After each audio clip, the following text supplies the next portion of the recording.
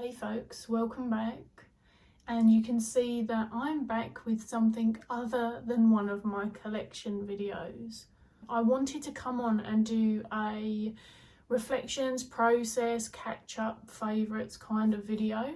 So before we jump in, a quick update, which I will have mildly touched on this in the deck collection videos, but sometimes those videos aren't for people and that's totally okay.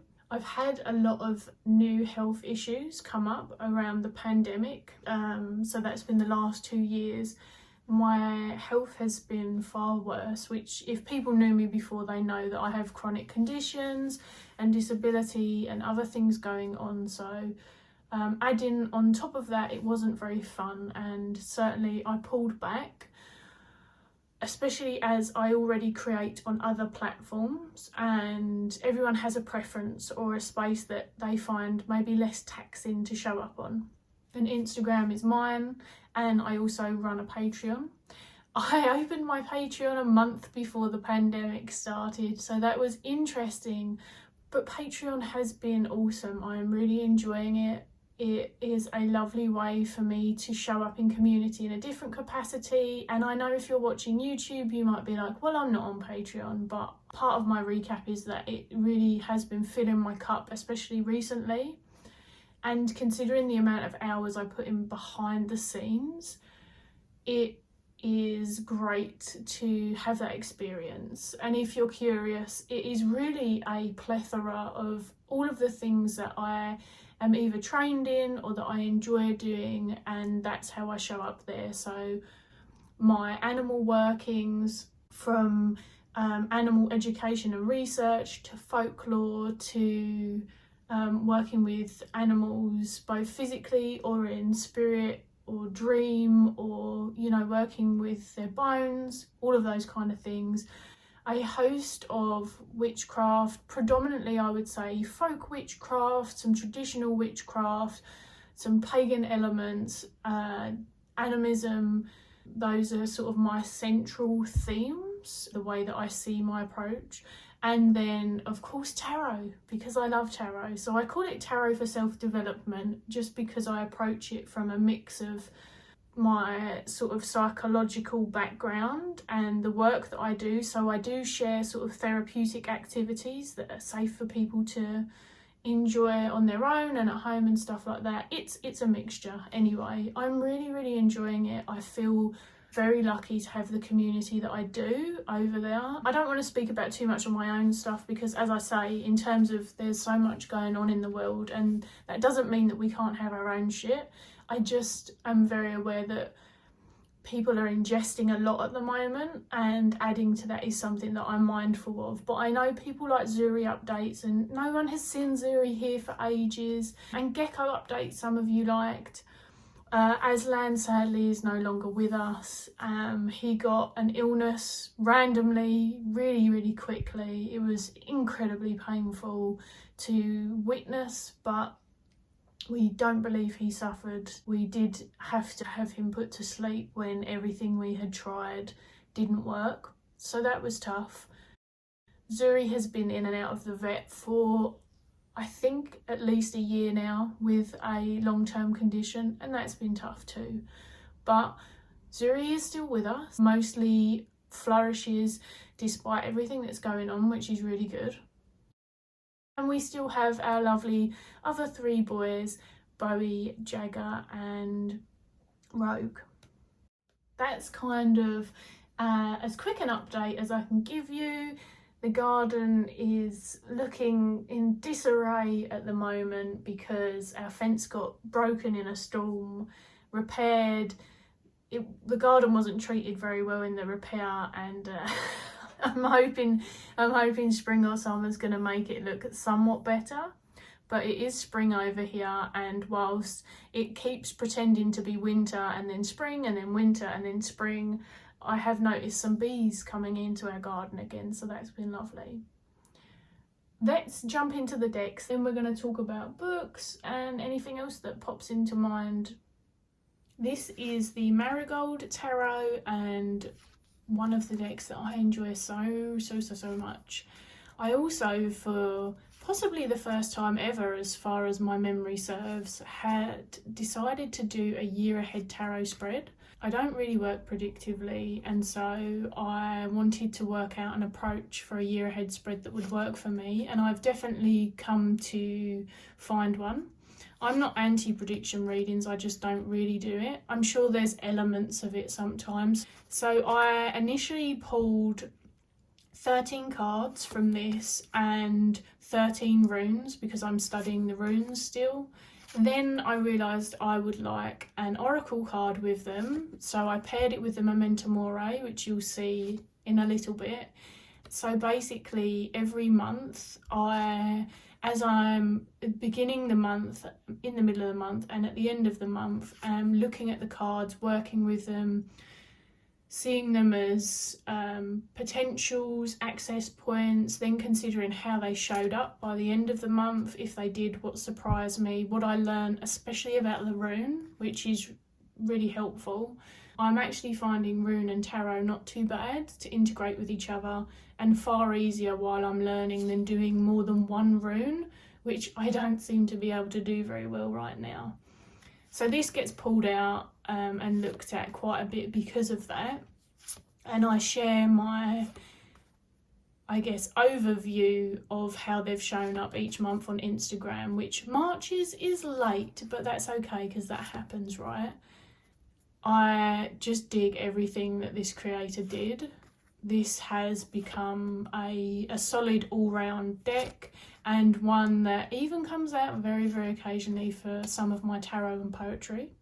This is my birds 1 and 2 oracle, and I dig studying animals, I dig watching animals and learning about them and looking into their folklore and the magic and all of the layers that we can bring into our practice, as well as living alongside our kin in a more friendly way towards them. So I love this deck.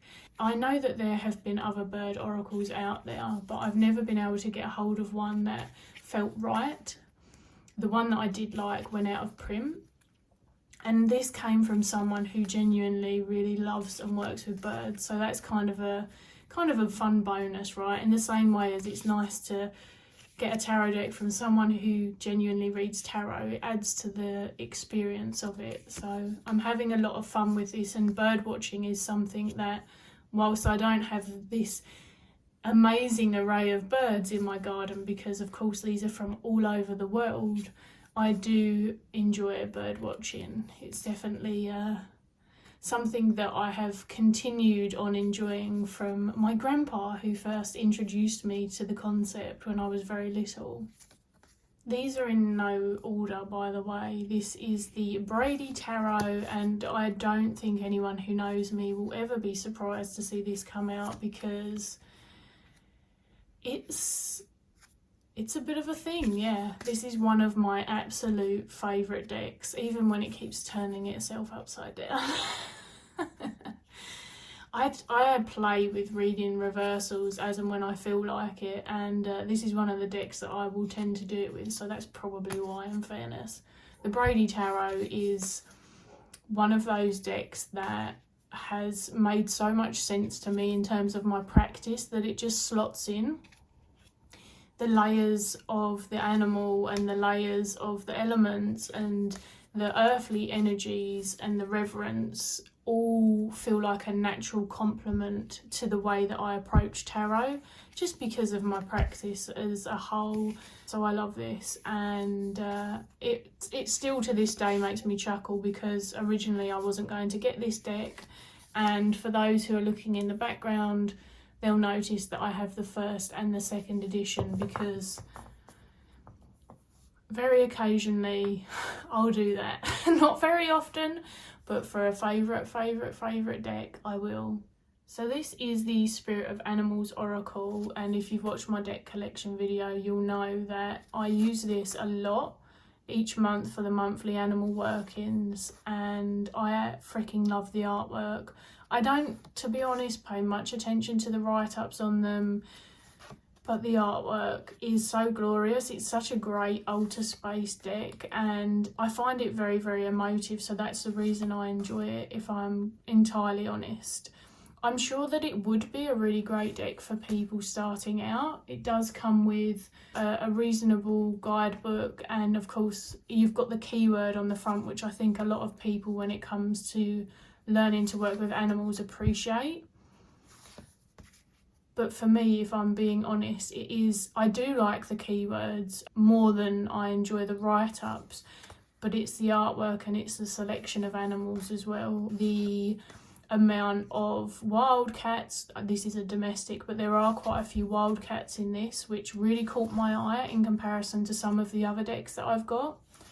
And because it's a passion of mine, I do tend towards looking for decks that have animals in that I don't have represented in others. You don't need more than one animal deck. You don't need any decks. So I won't be caveating that again. I have a selection of decks, and if you watch my videos, then you'll know why.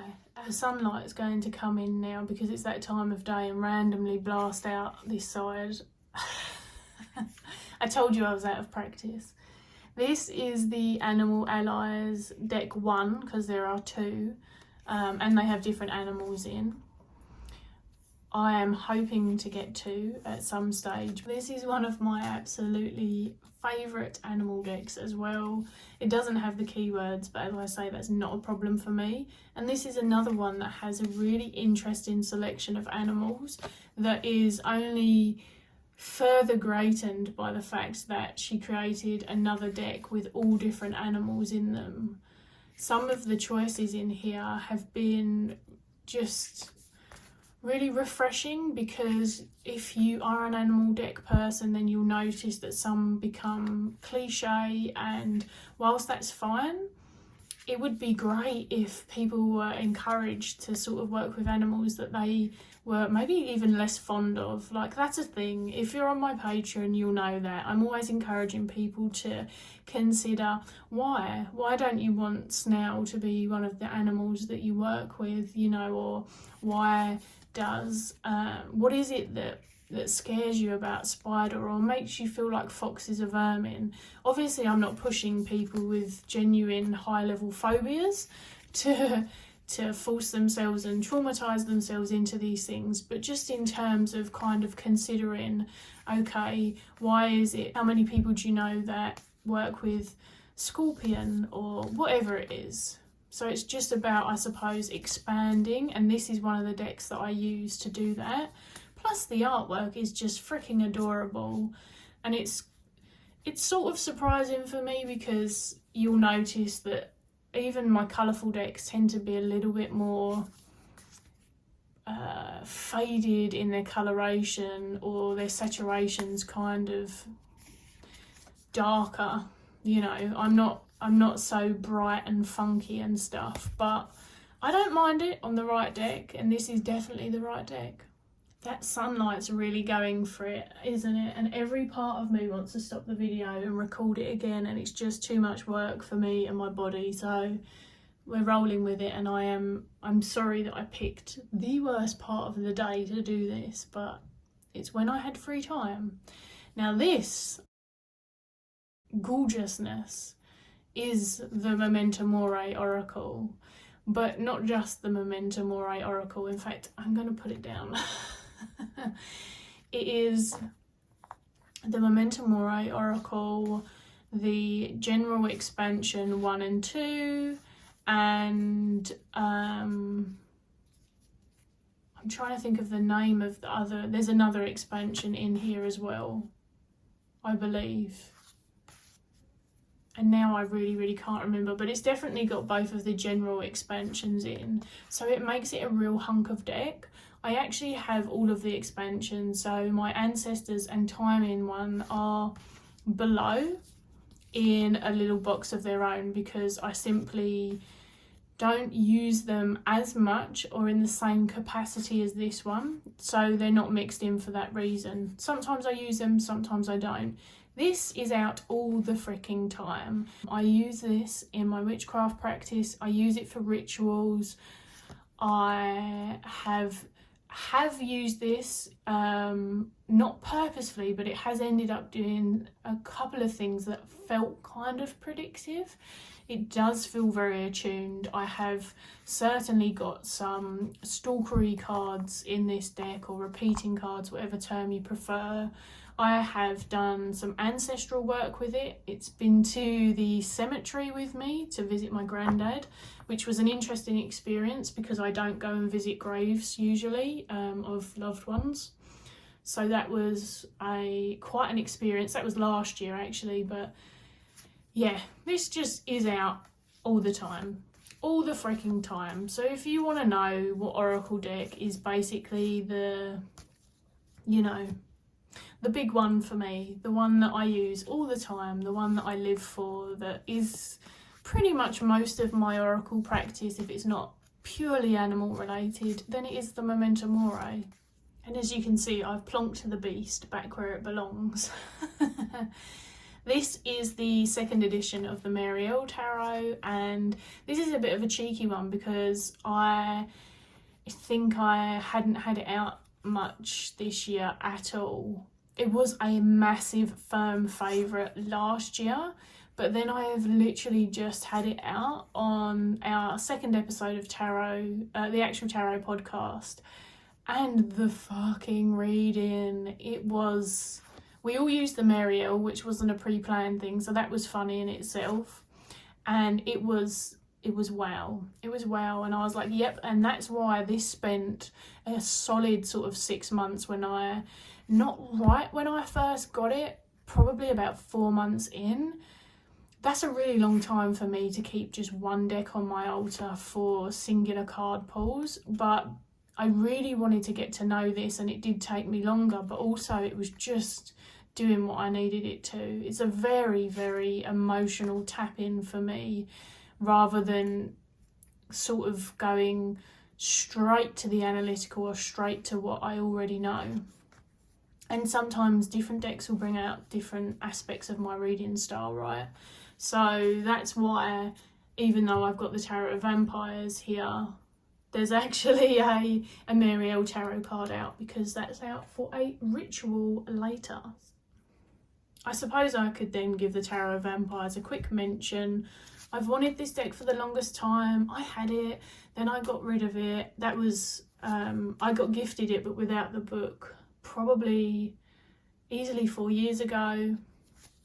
I don't like reading the books on apps, and it just wasn't the time. It went. I've got this second-hand copy of it, and I'm really, really enjoying it. So it's not necessarily a favourite in that it's been heavily used, because it's still somewhat new to me, but I am enjoying it. And the book is fun. I'm not sure it's the best book I've ever read. I know it has like a massive following, and damn, it's a good tarot book. It's easily better than a solid 80% of tarot guide books, if not more. I'm just saying, I don't know that it's my favourite, and I really haven't read enough of it yet to have an opinion on that, but certainly it is a testament to the creator and a love letter to vampires and this deck. And then last but not the least, this, which we also found secondhand, which was awesome because it's not sold over here. It is the 𝗪𝘳𝗎𝗄𝗎 tarot. And in the beginning of this year especially, I've been really enjoying getting to know it. And you can see we're kind of back to that very vintage, pippish, spacious nature that is my jam. So I've not as much to say about this one just yet, other than I'm really enjoying it. I'm reading a lot easier with it than I thought I was going to, and I honestly think that's because I waited, because of course this isn't it's definitely not your 𝗪𝗿𝗪𝗀𝗻 clone or anything like that. I actually love using numerology to read tarot. That's a strong part of my practice, tarot wise, and this deck is great for that. I don't really work with the plant medicine in this one. I feel like the Maiden Oracle by the same creator leans me a little bit more that way, but I have a plant oracle deck that I sort of go to for medicine-y aspects, and these are more just nature decks to me, if that makes sense. Moving on to books, so that this isn't an hour's worth of content, I have been studying the runes, and these are my 3 rune books that I come to again and again and again. I do have another book which is more of a fun one called The Runes of Elfland, I believe, and the artwork is by 𝗵𝘁𝗀𝗺, which is so good. But in terms of actually studying the runes, these are the 3 that I use. Taking Up the Runes by Diana Paxton, and I would say that of the 3, this is kind of the sweet spot for me. If you could only get 1 book and you were seeking my opinion, I would struggle not to say get 2, just because of the people who I know and respect and love that have worked with runes for the longest time will recommend this book as a foundational piece over and over and over and over again, and I respect them, and I have read this book, so I have been slowly going back over it and kind of pulling out key points. The rune knowledge in here is so good. Sometimes the language is a little more abstract for me, and what's interesting is Diana Paxton has clearly utilised him as one of her teachers, because she mentions aspects of this book in here. So what she's done, she's not just used other people's books, she mentions him and a couple of other rune teachers, whatever you want to call them, and she speaks about the various ways that they sort of saw the runes embodiment as a whole, and then she moves on to sort of talk about her own understanding, and it's a really chunky book with rituals and activity ideas in there on top of it. She does the runes in pairs, which is really interesting, but it doesn't affect your work with the book if you're doing them one by one. So you've got all of this bit, and then you move into rituals. It is a chunk and the best reference book, in my opinion, in terms of having something that develops on further from this, that still follows 𝗺cions work as well as some others, and isn't just like a repeat of it. The 2 books have just been invaluable to me, along with the fact that I do hit up some of my friends for help for their rune knowledge. And then this 3rd one, I still really love this, and this has the Anglo-Saxon inclusion, which I'm really thankful for, and I'm struggling to find more resources. I don't want loads. I don't feel like I need any more rune books than this in terms of studying the Elder 𝗺𝗺, which is what I was originally working with. However, I would like maybe a little bit more variation on the Anglo-Saxon, because of course this is just one person and it's quite hard to find online as well. So that's been interesting. I understand the reasons why it's harder to find the Anglo-Saxon ones, but there's got to be some more books out there surely. So if you know any, please let me know. But this is beautiful, and it has, again, the poems in it. It's not necessarily got lots and lots of each of the runes in comparison to Diana Paxton's, but it's quite poetic and very creative.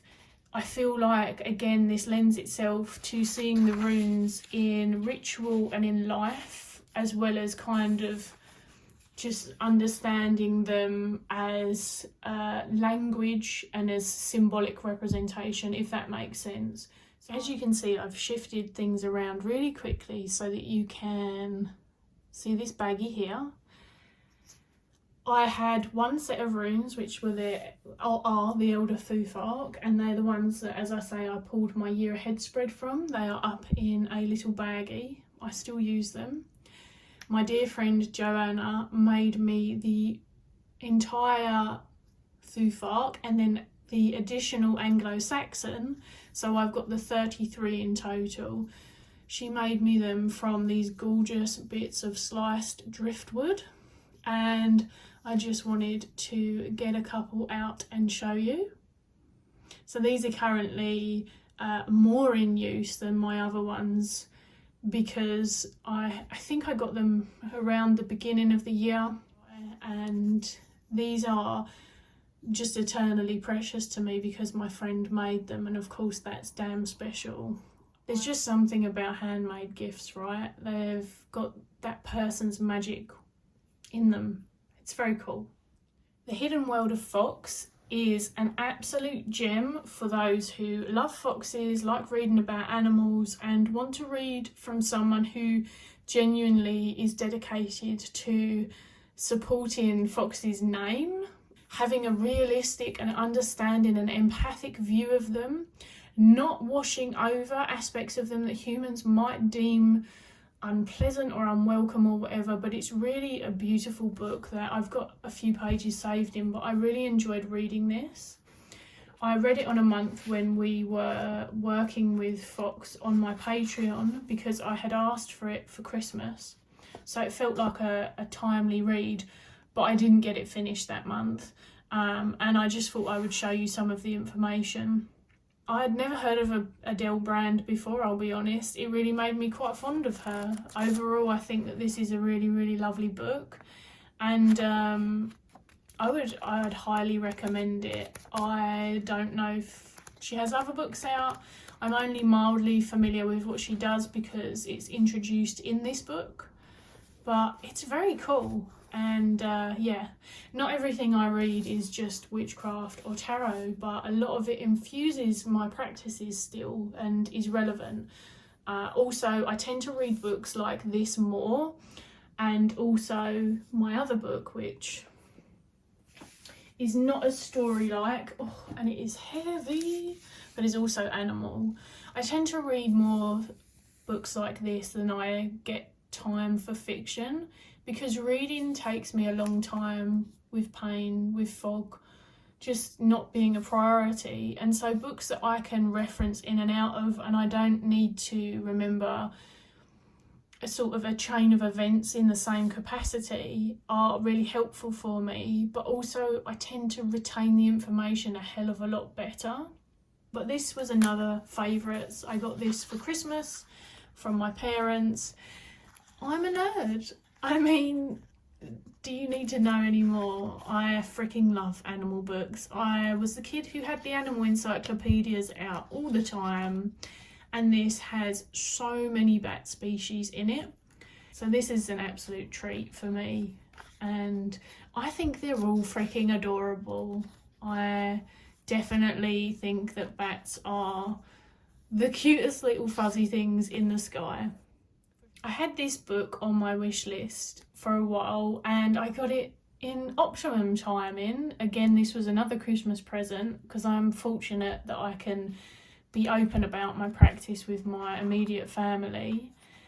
This is by Roger J. Horne, and as someone who, as I said, identifies most with folk witchcraft, I was really intrigued by this book when I saw my friend review it, Joanna, and then she decided to do a book club of this book where we move through parts of it each month, and I am just finding it wildly nourishing. I think the book club experience in itself breathes even more life and joy into the books, like it becomes something of its own, you know. Obviously it starts here, and this is sparking just some of the most interesting conversations, explorations, people learning from each other. That works really, really well for me, and it's helping me feel less of a failure when it comes to reading again, which has been lovely. Alongside that, I, of my own accord, but it happens to be fitting as well, I'm reading Walking the Tides by Nigel Pearson, and I'm reading the month that I'm in. Most of the time I'm getting to it at the beginning of the month. Every now and then I read it at the end of the month. And the reason that I really love this is because Nigel Pearson is somewhat local, and therefore I get to explore this through where I live, as opposed to there's quite a few books that are by American authors especially that do this kind of thing, and I still love them. I enjoy books from all over the world. I think that it helps expand our craft and our worldview, but certainly having one that's based in the UK is really nice in terms of plant familiarity, animal familiarity, seasonal familiarity, and it's got these little sections: hearth and home, flora, fauna. What else does it have? I think it has something to do with the times and astrology, but I can't find the other bits. But it's really well set out, and if you follow it from month to month, it's actually very easily done. Alongside it, I'm reading the Llewellyn 2022 Sabbaths Almanac. And the reason is I have never had one. Whilst it seems probably interesting to some that I'm reading a book that's about making the Sabbats and the Wheel of the Year your own, I actually really enjoy the quote-unquote traditional setup as well, obviously. And I don't mind just basically approaching it with a mixture of both. Then my friend sent a belated Christmas gift, and she laughed and said it's really belated because it came at the end of March, which is totally fine. Now, I know it says 2022, but I feel like almanacs are something you can come to time and time again. So I have just been having a nosy at it, and I'm wanting to, as of April, which we've just come into, add it into this rotation of reading, if that doesn't feel too much for me. But to be honest, I think that it's going to be really digestible. Folk story of the month, that's the bit that I'm most excited about, along with the nature part of the month as well. Folk song of the month, yes please, and then it moves into the next one. This was an epic present, along with some fluffy kitty paw socks, which I adore, and a really beautiful 𝗙 naturey calendar, which I've now got on my fridge. Well, that was long for books and decks, but it is what it is. I wanted to share some joy. That's been really lovely to dive into those particular things. I realised I forgot a deck as well. That's not a problem. I will show it at another time. And the reason that I forgot it is because I've just moved it from a bag, which it didn't fit into a wrap. And the wrap was covering a different deck. So I don't think that it's a working method for me because I keep forgetting what's in there. But I have been working with it at least 2 of the 3 months. And that is the Animal Woman Story Medicine Tarot, which I wanted for the longest time and has not been a disappointment. It is a very cathartic, emotive, raw, shape-shifting kind of an experience of a deck that I freaking love. So I will hopefully have shared some pictures of it, and I've had some poignant readings with it, but I definitely have a reading with it and then have some space. I will occasionally pull dailies for more of like a journey meditative focus on a difficult day, but in terms of readings with it, I definitely have found that I'm doing them further apart and that's working really nicely.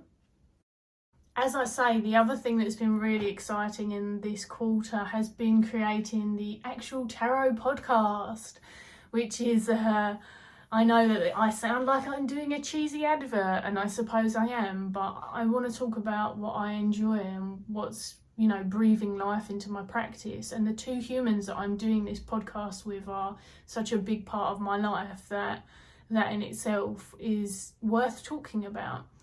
So my dear friends Joanna and Tamra and I, so Joanna is also known as 𝗏𝗏 and Tamra is also known as Nightshade Tarot. All 3 of us have been pretty quiet on our YouTubes actually, but we're very semi to regular over on Instagram. We have created a podcast together to sling cards and kind of bring back that really familiar, comforting, sit down, have a drink and sling cards with friends. And we pull cards for ourselves, but as a group. We pick a spread and we basically pull the cards and do our reading, which it's really interesting because it's quite vulnerable at points, but it's so much fun.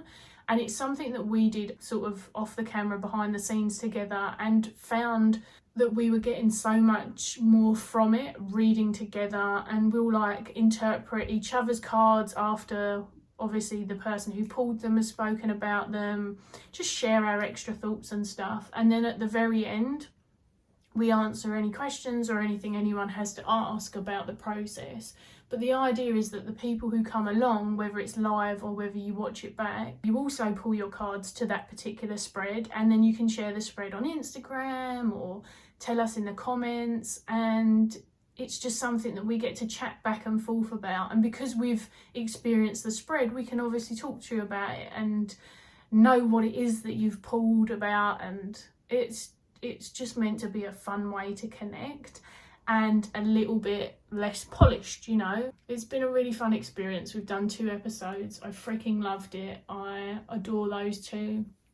That's it, she says, after however long this ends up being. Oh, and just as I'm finishing, just for funsies, let's move the camera quickly. This space right here and this kitty skull, which of course, ethically sourced, cruelty-free, all of that stuff. This is my new space for working and honouring Freya, and I freaking love it. I have moved it down from on my bookshelf and added some bits to it that are personal representations. I've got my deck there that I associate with her. I've got my cat skull, who I've named 𝗪𝗪𝗆. That is a firm favourite, and I am vibing hard with adding this. And my altar is very rarely colourful in the slightest. This is colourful for me, people. This. So, this. And whilst I can't show most of the candles because I have burnt them all, my favourite ever candle seller, who is in the UK, which again, finding a witch who creates things in the UK always brings me joy. The creator is known as Candles of the Moon, I think, and she is my candle lady. I do candle rituals quite a bit. This beauty, which is obviously more than a stand-up pillar ritual candle, this is a bit special.